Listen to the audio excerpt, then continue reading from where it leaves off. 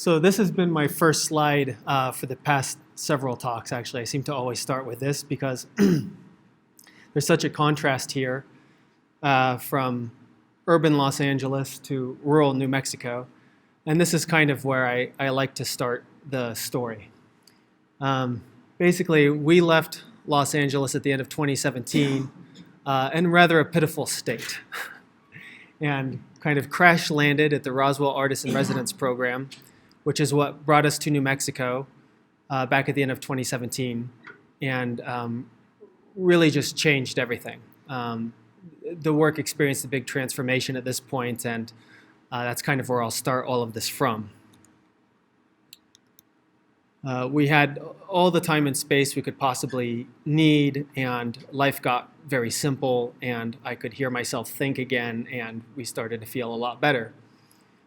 Since that time, since doing the residency, which lasts a year, we decided we'd stay in New Mexico forever. And so since then, we've now moved to Placitas, which isn't too far from here.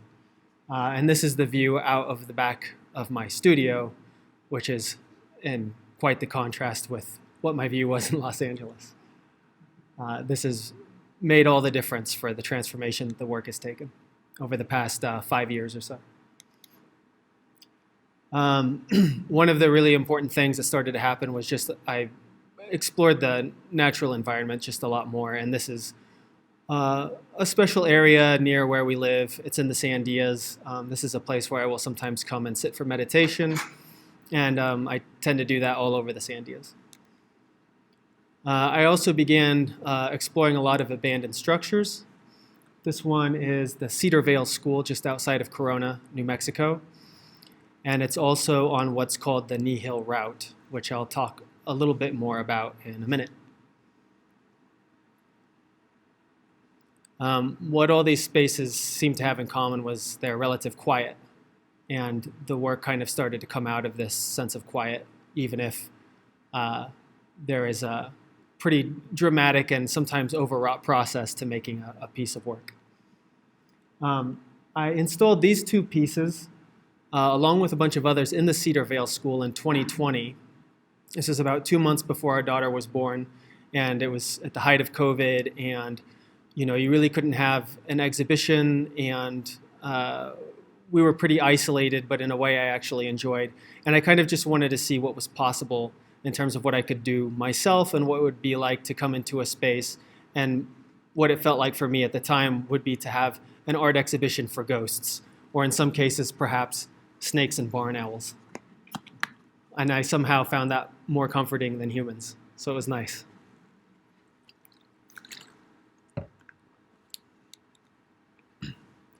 This painting in particular is a painting called The Smell of Fire in Winter.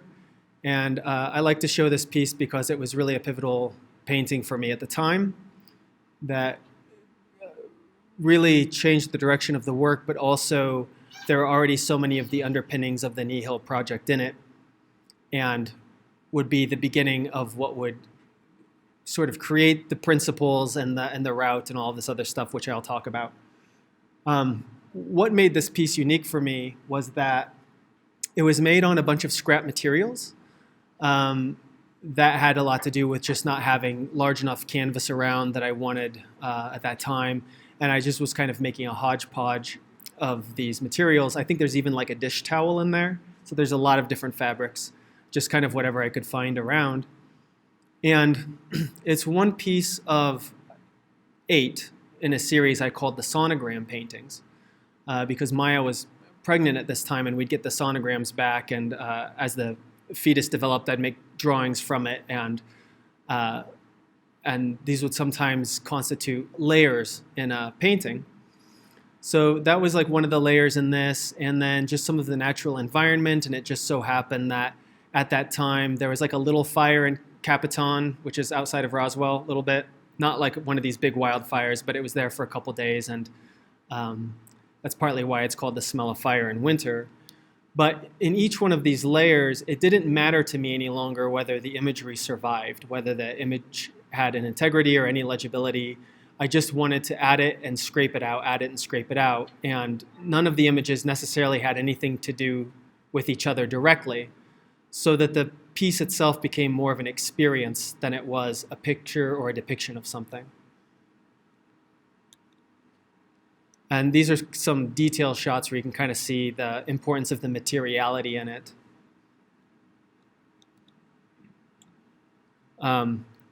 This is some of the process in the studio. You can kind of see,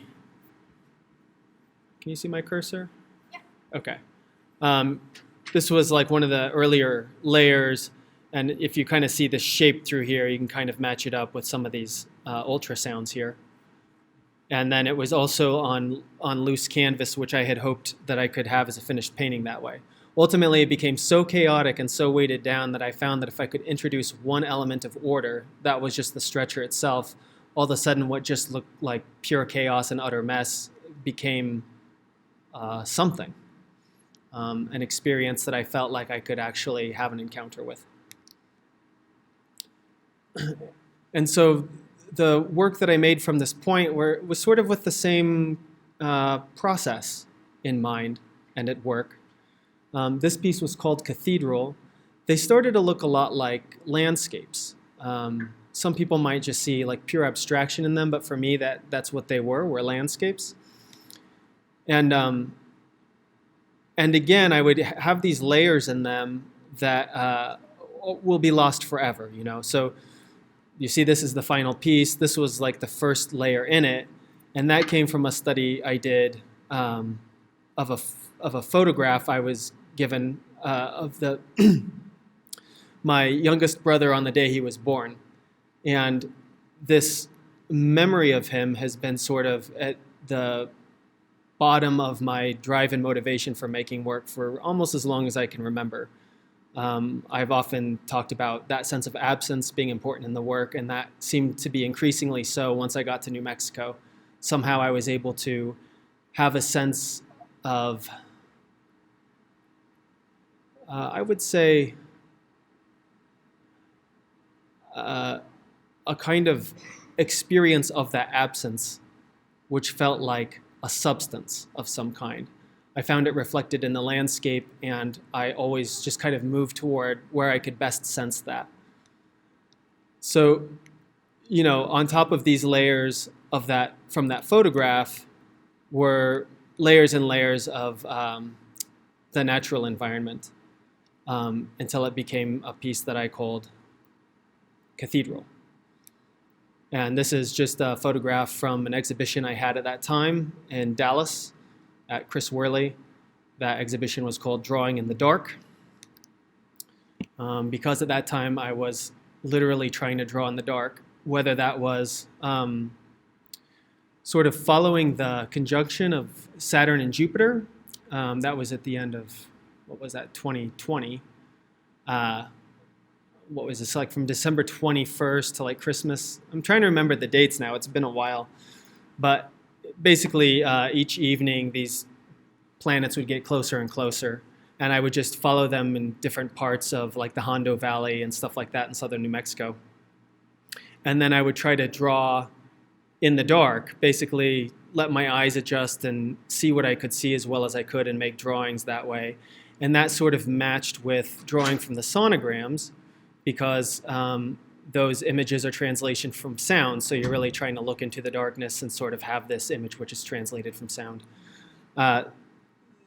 So I also liked the idea of this kind of darkness metaphorically as to mean that you're taking away all of your usual crutches or what you usually think to be true or your assumptions or whatever, and you're sort of in the deep end and trying to draw out something from nothing, essentially. And this was like the kinds of sketchbooks I kept at the time, and they were like these contour drawings that I was making at night, so they're kind of blind contours. And at some point, I like to tell some of these stories of when I'm out and about on the landscape, because so much of my work has to do with the really unexpected experiences that I have when I'm just out on the landscape in New Mexico. So if you look at these drawings on the right, they're sort of these blind contour drawings of deer. And that's because when I was out in Lincoln National Forest, I was drawing the moon and the planets, and all of the mountains and nearby foliage and so on is just almost black, you know? And I'm sort of trying to draw it, and my eyes are adjusting, but very slowly. And at some point I hear like this breathing. Yeah. And I start to realize that there's a deer just standing perfectly still, staring straight at me from some distance away. I want to say something like 20 feet, but, you know, best estimation. And so when I saw this deer, I like just set out to try to draw it as fast as I could, not really looking at the paper. And then as I'm doing that, I realize there's another deer right behind that deer. And then another one. And then after a bit, I'm realizing, wait, there's a whole herd of deer here that I couldn't hear or see at all for several minutes. And that experience was a numinous experience, I want to say. And that was also on the night of the conjunction. So that felt especially somehow auspicious, let's say. So what this is showing is sort of the process of making that painting, because I've got this kind of hodgepodge of substrates here. It's burlap, and I think it's just burlap and canvas. And these initial layers are just from sketches of the landscape that I did, and then I bring in some of the images of the deer, but not as if I'm really looking at photographs of deer or an accurate representation of deer, but just these really quick blind contour drawings I made, which just look like these vague animal forms until I got to the final piece. And what I liked about this piece was, first of all, you're looking at this and you probably don't see any deer in it, is my guess. It's absolutely impossible to see in reproduction, and even in life, it's going to take quite a while to start to make out these animal shapes that exist right in front of you in the foreground in the painting. And I love that because it's so accurate to the experience. It's like, they're camouflaged in with the rest of the landscape, and just as they were in front of me and I didn't see them for the longest time, it would take the viewer some time with this piece to really make out these animal shapes. These are some of the close-ups of it.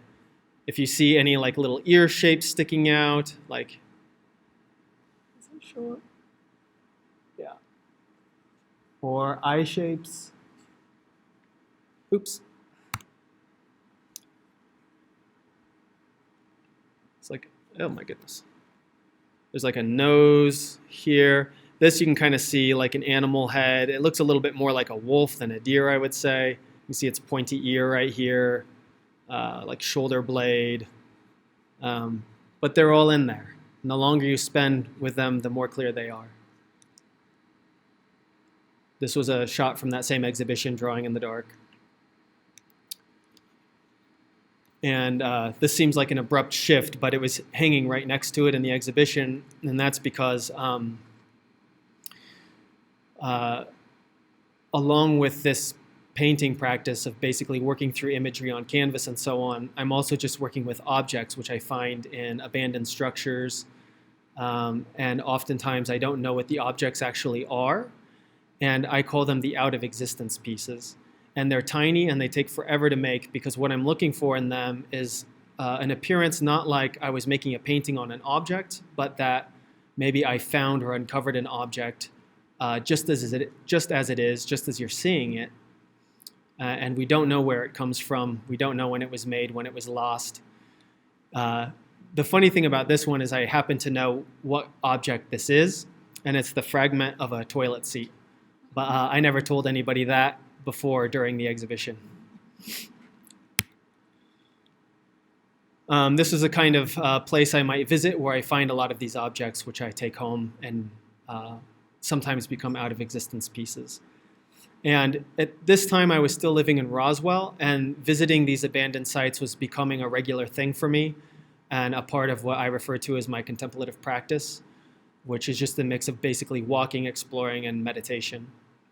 So I found a great deal of solace in finding places which existed in a different time and served a different function at one time and now no longer do. And what I liked too was that in finding these objects and working with these out of existence pieces in this way, it sort of made solid that sense of absence. So that whereas in one case I'm sort of making a depiction of something outside the picture itself. So the picture refers to something or someone else. I'm making something which is the thing. It's not referring to the thing, but it is the thing. And that felt revelatory to me at the time, especially because like when you're working on these in the studio for like, they take months, you know, I just like put some paint on them, I walk away, I go back, I throw something on top of it, I put more paint on, I take it back off. Anyway, it goes on like this. Mostly it just looks like garbage for months on end. And they'll sit in some stage for almost a year in my studio sometimes. So as small as they are, they just take forever. And there's no right way to do it, but there's a million wrong ways. This brings us up to the more recent past. So we're looking at we're going back maybe 3 years now. I don't know how many in this room know who Arvo Pärt is, but that's who's pictured here. He's a living composer. He's the most performed living composer in the world. And even if you don't know his name, you've definitely heard his music, and because it's in lots of films. He's an Estonian composer who in the 70s was pushed out of Estonia by the Soviet Union. And after that time of exile, he created a form of music called tintinnabuli, which I won't get into what makes it what it is, but it was very important for me to discover this, and I'll talk more about that in a minute. But this drawing next to him is for a piece of his called Arbo, so he'll often start with these little glyphs or sketches as a basis on which to compose something. Now the reason why I became especially obsessed with Arvo Pärt was because I was jogging in the park in Roswell one day, and his song For Lana was playing in my headphones, which if you've ever heard any of his music, it's probably one you've heard, which is it's a beautiful song, but there was a boy flying a kite in the park. And as I was running and I saw this boy flying a kite and I was listening to this music, I just like broke down into tears. Like, I was like looking at what was like the most beautiful thing I'd ever seen somehow. And I was moved, and later when I was thinking about why was I moved, I couldn't really put words to it.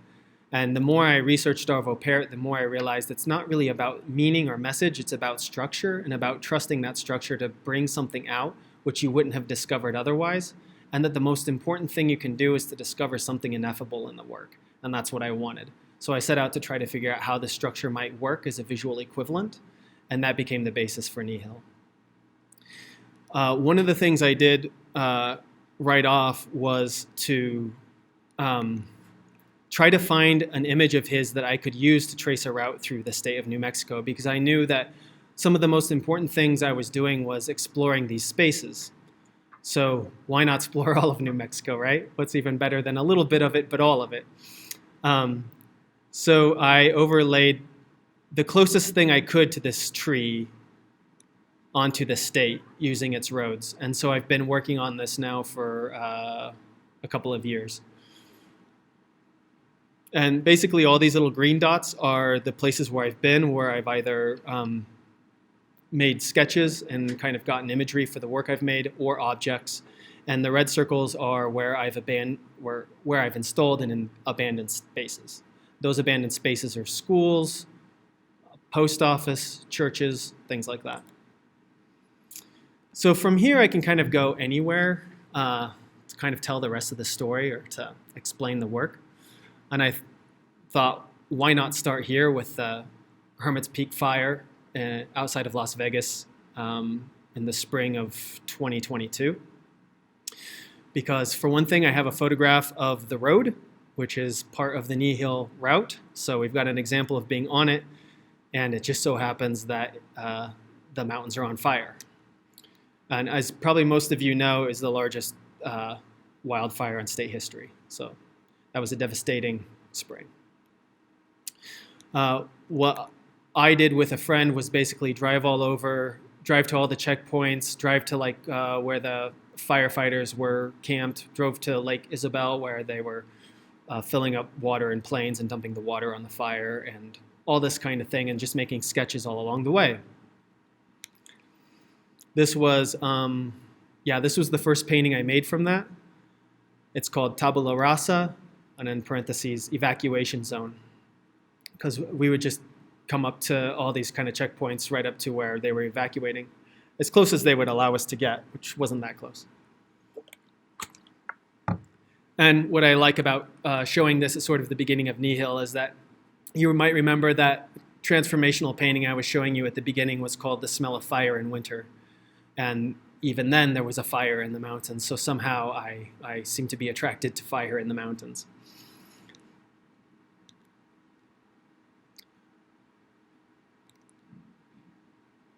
This shows some of the process. Then I also went back again when the fire was out and just basically surveyed all the damage, all the lost homes, all this kind of stuff. I talked to one firefighter and kind of learned about how like the next big thing is all the floods that are going to occur, blah, blah, blah. It's just like a lot of stuff that they were dealing with. And I made a lot of drawings from there, and I made kind of a companion piece to that. And let me try to remember the title of this one because it's long. But it's something like, after the fire, after the flood, after life, after mud, after the veil, after the shroud,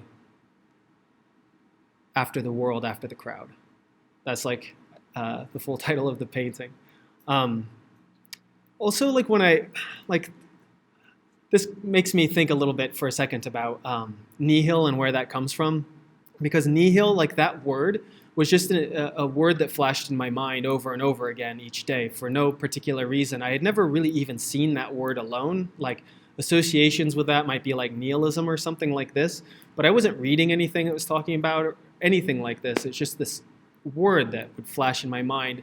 And this is what happens over and over again for me. And like that title, those rhymes or whatever that were in that, it just kind of appear all at once. So a lot of times work actually kind of comes from language, even though it's not even something I value. It's just something that seems to occur. So I really trust those when those phrases and words come into my mind to try to get them down, and I just trust that they're important in some way. When I finished this painting, I had at some point become aware of an abandoned church that was also in the Las Vegas area where the fires were. It's actually an abandoned church my friend Cedra Wood showed me, who is a New Mexico artist as well. Some of you might know her. And the thing about this church is that the only way in and out of it was through one open window. All the doors and everything were all bolted shut. And so anything that I was going to bring into this church had to fit through a window. But I like to work big, so what to do? I knew that one way would be to roll something up and feed it through the window. So that's why I wanted to make the piece that which wasn't meant to be stretched on stretcher bars. And I made a special cleat to sort of hang it from, I guess what you could call the apse of the church. And that was how that fit into that area. This is the church itself. And this is the other side of it, so like where the altar would have been. And these were made with 35 square foot panels each. That way I could feed the panels in through the window, and we had to install them all individually on each one of these walls. There's quite a story to this too. This piece is called Vega, this is Deneb, and this is Altair, which form what we call the summer triangle asterism. So you probably know about constellations. They make certain images. They have a mythological significance. But there's also such a thing as asterisms, which are basically bright stars in different constellations that on certain parts of the year you see as its own individual shape or whatever. So one of these is called the summer triangle, which is low in the eastern sky in the spring and rises throughout the summer. Again, I got like this word stuck in my head, Vega, Vega, Vega, Vega. And I was dealing at that time with panic attacks. And I had this word was like flashing so fast in my mind one day when I was working in the studio that I don't think it caused the panic attack. I think it was a symptom of the panic attack. But I ended up in the ER. And so I trusted that word Vega, and that's when I was sort of like interested in the star. There were these stars on the ceiling of the church. I found out all these kind of mythological significance of Vega, and that's when I found out about the splitting of Vega and Altair, mythologically, and Deneb being this mediator between two halves. I had felt like I was going through this kind of split. So there are all kinds of significant reasons for me why I got interested in these images, all of which were accidental. The fact that Vega and Altair are represented by birds mythologically, there was actually, when I made Vega, I was not setting out to make like a bird-like figure, but you do get this kind of like bird sense, like a wingspan and a beak. Same thing here in Altair. You can see some feathers and some wings. And then the fact that the center figure, Deneb, was like this Christ figure was kind of non-coincidental because one of the things that I was looking at when I made this was this armless Christ statue that I had found. So one of the rules with Kneehill is any imagery that I use that shows up in a painting has to be from direct contact with it on the Kneehill route. So that could be like the natural environment. It could be a person that I see or come into contact with. It could be an object that I find. And I treat them indiscriminately, so I bring any of them into the piece at any given time. So that's why it's not coincidental that this figure ends up in the painting, but it is kind of coincidental that it should end up on the last layer of the painting, and that once it did that, I wanted to put it in the center section of this. You could call it a triptych. I call it an asterism.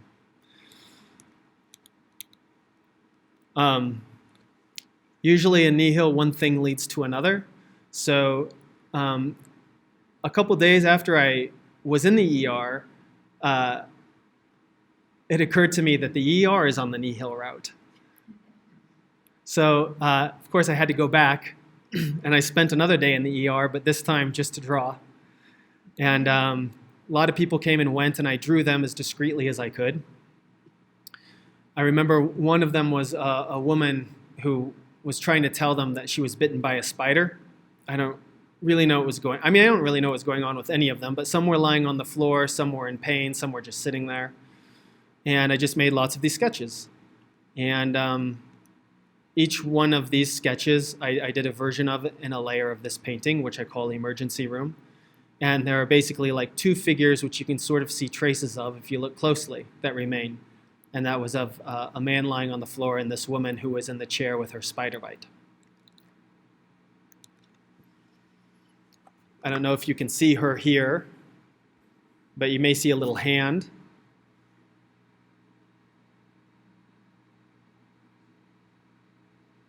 And an eye, and a nose, and her ear up here, and this is her. She's all bent over.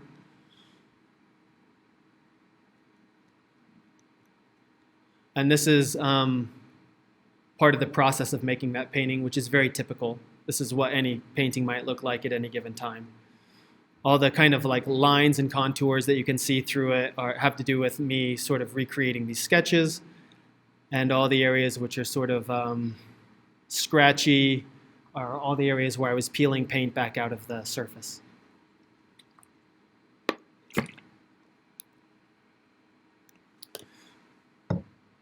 This is another example of a structure on the Kneehill route that I did install in. This was an abandoned Bible school, as far as I could tell, because I found all these old Bible study materials in there that were printed from like 1979 to like 1982, around the years I was born. And this is all the material I collected from that space. I'm showing a few drawings from these because it kind of fills in a few blanks for understanding the process. But basically, like these drawings, such as this one, are made on these found materials. So I'll cover them in matte medium, and then I'll dip them in wax. And then I draw on them with a mix of charcoal, graphite, oil pastel, and whatever else I can find. And then here you can kind of see the backs of them. So this is kind of typical of what I might find. Now this drawing that I made from this was from memory. This was my little loophole that I gave myself, because I was with my grandmother when she died. She died at 90. This was last winter. I can't believe it's been that long already. Right, so I was there in Idaho with her as she died, and later I made a drawing from memory, sort of like what she looked like in the hospital bed. And this maybe just looks like a landscape, but actually, like, you can kind of see, like, this is the head here, and the shoulder, and the body, and the hands, and the legs, and the feet, sort of lying here in bed, but it kind of looks like mountains in the landscape. And that became the basis for this painting. It was the first and last layer in the painting. And there's a couple of guests here this evening who know a little bit about this story because they're sort of involved in it. But I was meditating in the Sandia Wilderness, kind of on the Placitas side of the mountains, and I heard this man calling the name Sarah over and over. And I had seen a search and rescue truck when I came in, but it didn't have its lights on or anything, so I didn't think much of it.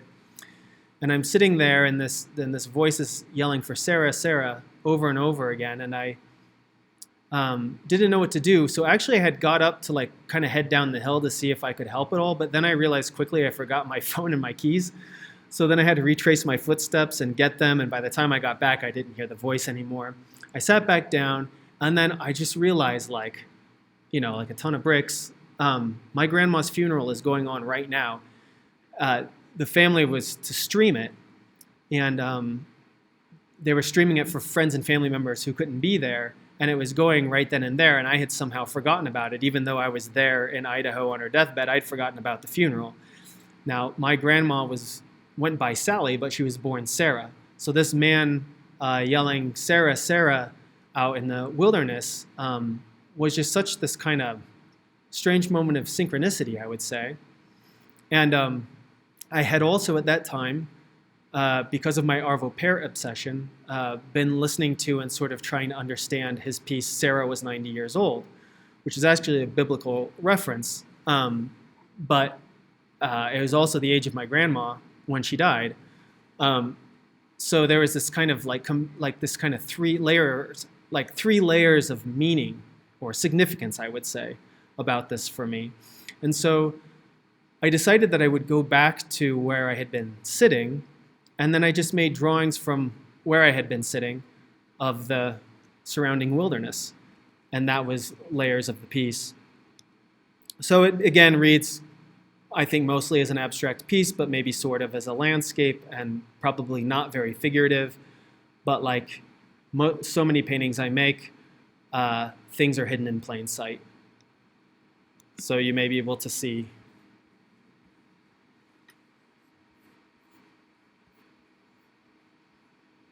Like her head, like she's lying down here. This is like an open mouth, her nose, a closed eye, the eyebrow, ribs, legs, and so on. And from a distance, you don't see that at all, and even up close, you probably wouldn't find it on your own. But I like to think that the longer somebody might spend with a piece, the more things might appear to them over time.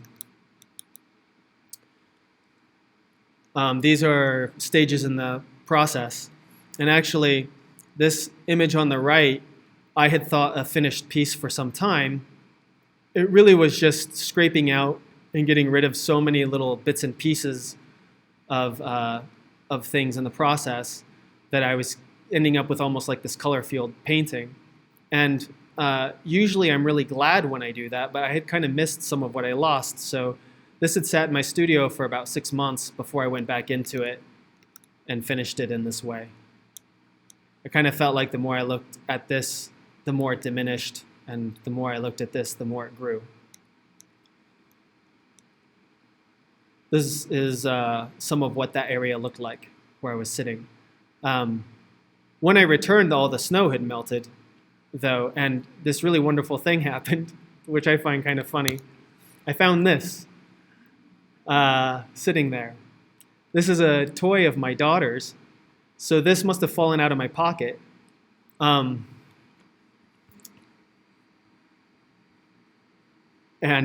I saw this like really brightly, so I knew I was right back in the same spot because this toy was still sitting there. Now, if you look closely at it, it's a grandma.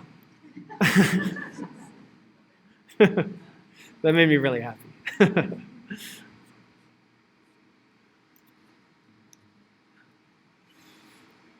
Okay. How am I doing on time, Rachel? All right. 15 minutes left. I'm going to take this kind of fast. This is the most recent install that we did that leads kind of directly into the show that's just been installed in LA called I Would Not Speak of the Mountain. It's at Nicodeme in LA right now. And we did this with permission, actually, by the Socorro School District. The San Antonio elementary school was abandoned in 2018, so only 5 years ago, which is the only space like that I've done. Everything else is much older. This is what some of that work looks like in the gallery right now. Right. I'm just going to move through some of this. Yeah, this came from sketches I made at Costco in the mall. I realized they were on the Kneehill route and I needed new tires on my car. And it occurred to me that the thing that was missing was just ordinary life. I was always going out to these romantic locations or whatever. And actually, the day that I spent in Costco in the mall was like this deeply spiritual experience for me because I just found everybody's like, I don't know, I felt like I could peer in everybody's soul or something. Like as I would like, there were like women giving out the samples at Costco, and I would like chat with them, and they'd let me draw them, you know, and all this kind of thing. Basically, I made this piece where there was a hanging tent in Costco, and I made a sketch of that, which that was for sale, and there was a service dog sitting at a woman's feet under a table in the food court in the mall. And so anyway, those were the two objects that remained in all of this, even though there were many other people and things in the piece at one time.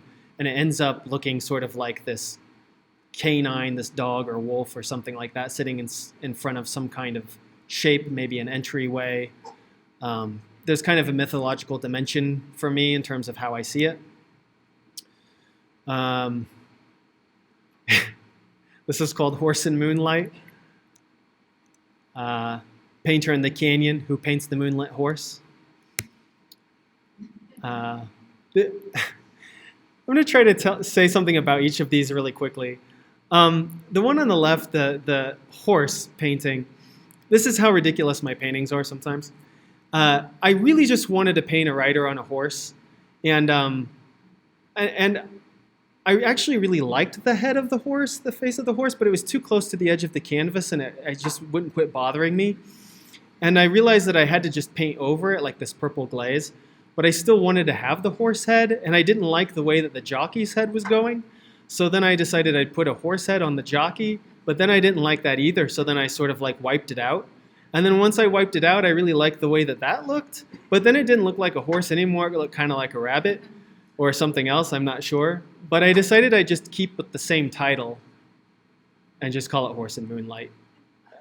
And I don't have any explanation for it whatsoever, but that's just how it is. It's part of the fun and the play of these sometimes. They're not all so serious. The painter in the canyon was an actual plein air painter whose name is Sam, who was with Rachel's class when she invited me out to San Lorenzo Canyon, which is on the Kneehill route. And I was walking through a slot canyon and just saw him sitting there, and I asked him if I could draw him while he painted the surrounding area, and he said yes. And so he's immortalized. I don't know how that layer ended up on top. It just did, and I went with it. Yeah, this is a close-up of the horse bunny man, and a close-up of the painter in the canyon. And this is just kind of typical process. So you can actually see that with the horse and moonlight, that it wasn't only horses that I painted, that there were these other things for various reasons that came into the piece and will be forever lost to the process. There, see, the horse's head is too close to the edge. See, doesn't work. These are some of the drawings that I make. This is on a found dry erase board, from a classroom that I pulled out of a classroom, like the students would have used. These are more from the Baptist study materials. Yeah, and this is it in the exhibition right now, next to another out of existence piece. This is sometimes what they look like. This was an abandoned church and filled with graffiti, and I basically painted these white squares with the help of Lana, who's sitting here today. And yeah, Lana and I installed this one in this abandoned church. It was near Tybin, New Mexico, eastern New Mexico. This is the San Antonio School. I like this painting a lot. It's called I Would Not Speak of the Mountain Vesuvius, and it's a very straightforward painting. One day, Mila had been swimming in her little plastic kids pool in the backyard, and she was naked, and Maya was snuggling her on the warm cement, and they were just snuggling and drying off, and then behind them was the Sandia Mountains, and that's what's in the picture. There you can see them.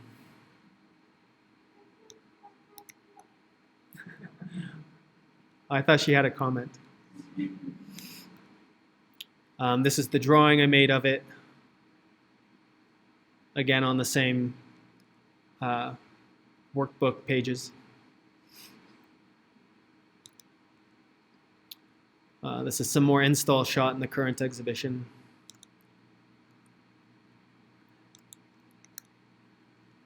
Maybe I have time to talk about this one. Yeah. Okay. This piece is called You Have Chosen a Splendid Life. And this piece was really important to me. They're all portraits. So there's 4 portraits layered, and I'm trying to remember them. One was a drawing of a missing boy, which Mila also drew. One was... Well, one was a man named Harold I met in a cemetery. And I will visit these tiny community kind of village cemeteries in different parts of New Mexico, and I never have seen another person in any of them. They're always on some dirt road. The only people who would know about them would be people who live in the area. But when I was about to go out there to take some pictures and draw on stuff, another man drove up, and I got very shy about doing that because I could tell he was there to visit somebody. And he did, and I got to talking with him.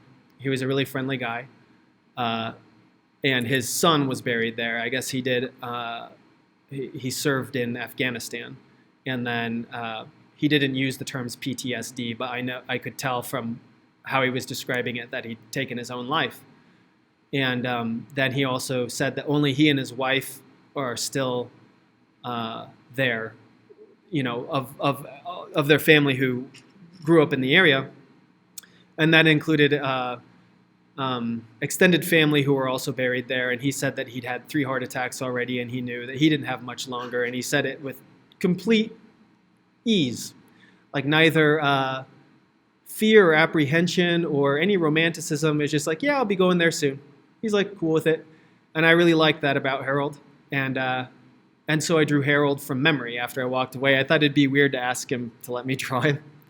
So I just tried to go, I got back in the car, I just tried to draw him really quickly while my memory was fresh. So he's in it.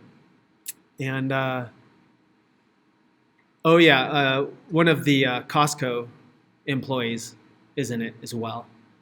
And then on the top layer, it's actually a self-portrait. I haven't done a self-portrait in many, many years. And I mean, it doesn't obviously look like me. But I had been going out in the summer with like this mosquito mask. It's like a hat with a mosquito mask that rolls out of it because the bugs would be so bad that I couldn't like sit in meditation. They'd go up my nose and whatever. So I bought this, and like I would collect so many insects around me, and it was very difficult to adjust to. But after some practice, I found that I was completely comfortable with it, and they went from feeling like antagonists to friends, you know? And I liked that experience. And anyway, in making the drawings with the mosquito net, it made this kind of strange shape, and you can't tell it's a mosquito net in the painting or anything, but that's basically what you're left with. These shapes are sort of like the mosquito hat and the net, and then like all the traces of faces that were underneath there, and all this kind of thing. And I ended up calling it You Have Chosen a Splendid Life, sort of on a whim because I was reading the book Siddhartha, and I don't know how many people have read that by Hermann Hesse. But it's usually something, if you read, you read it earlier in life, and reading it as a 44-year-old was a deeply profound experience. There's this moment where the main character, Siddhartha, stumbles on this hermit who's been living on the river for the longest time, and he had become very wealthy, the Siddhartha character. And then he saw this man with such envy, and he just said to him, "You have chosen a splendid life." The book goes on from here. There's a lot more to it, but I just always felt so, from that time, so affected. I would just think that phrase each day, "You have chosen a splendid life," you know? And somehow I could think that about Harold or any number of other people I've met along the way who maybe I didn't have a value system for earlier on to understand or appreciate what it was about their lives that seemed so miraculous. But I think I just wanted to put myself in the picture to sort of be with, I don't know, others or something. So that's kind of where this piece comes from. This is a detail.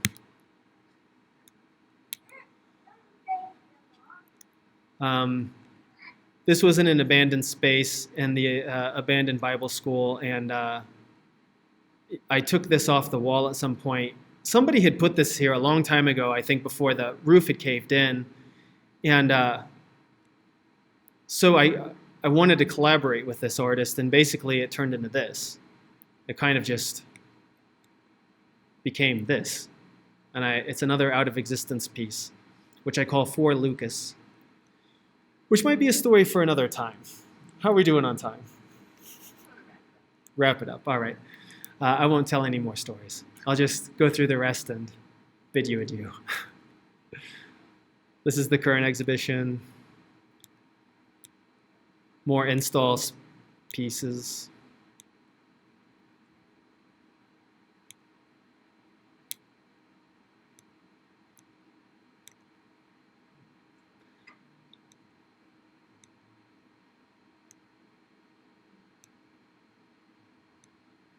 This was the one I did with Lana. We did an installation here. These are deer and horse skins.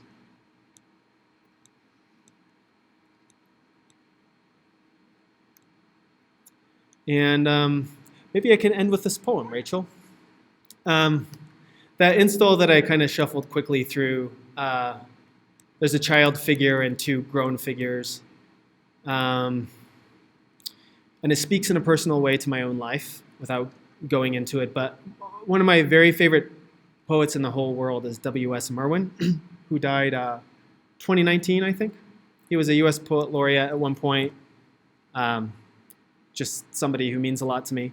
And this poem, The Child, is one of my favorite poems in the whole world, and I realized when I had made this installation that I had basically given like a form to the poem. Like when I read the poem again, I realized that's what the sculpture was. And not just the sculpture, actually, but installing in these abandoned spaces generally. Okay. Sometimes it is inconceivable that I should be the age I am. Almost always it is a dry point in the afternoon.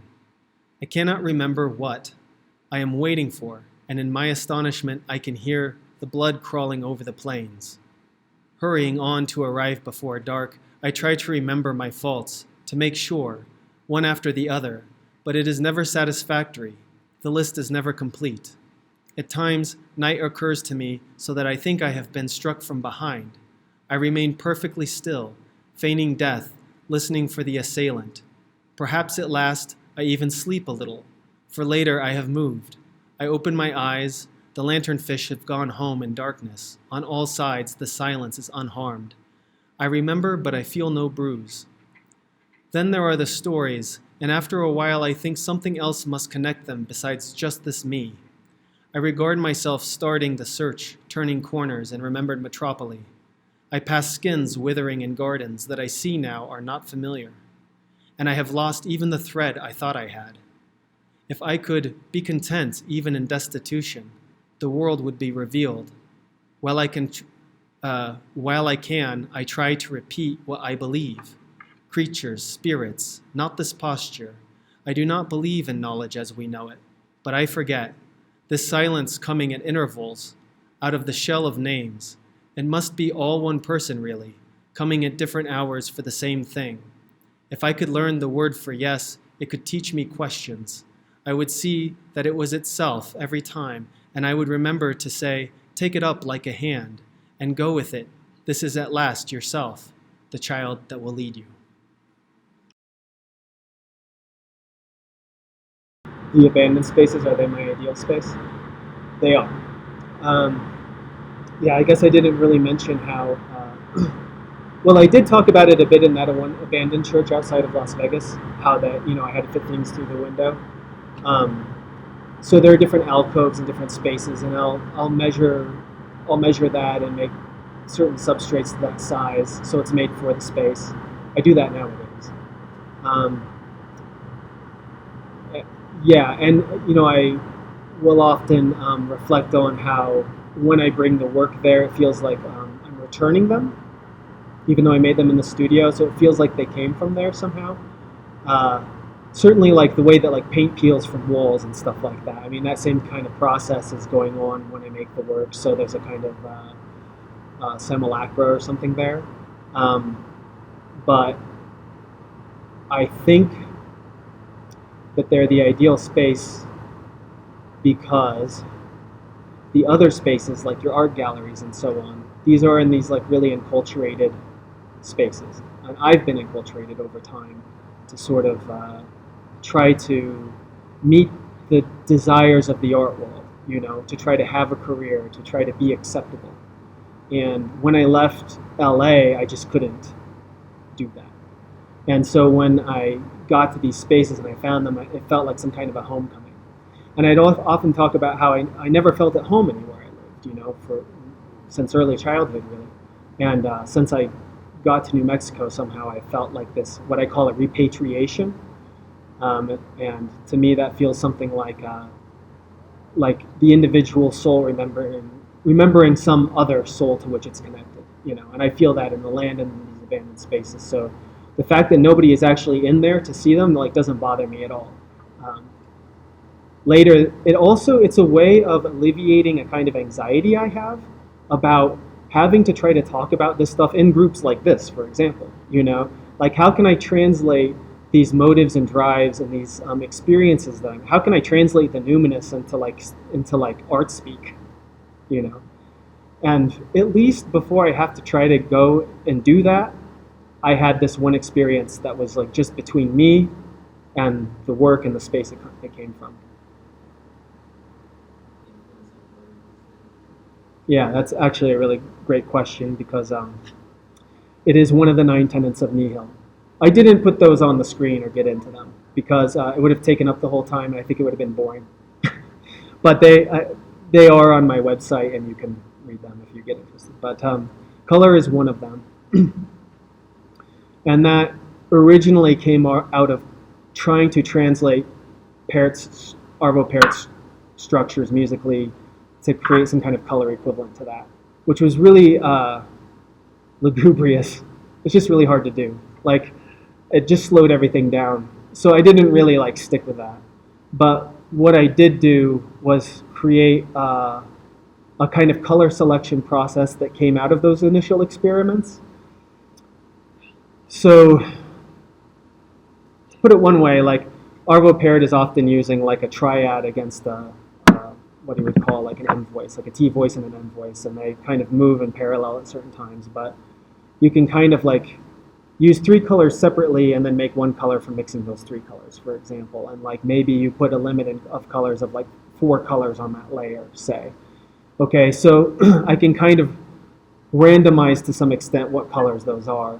And what that does is that it forces me to use color at times which are highly inconvenient to what I'm trying to achieve. When I was doing studio visits earlier today, I was talking to some students about deliberately imposing obstructions.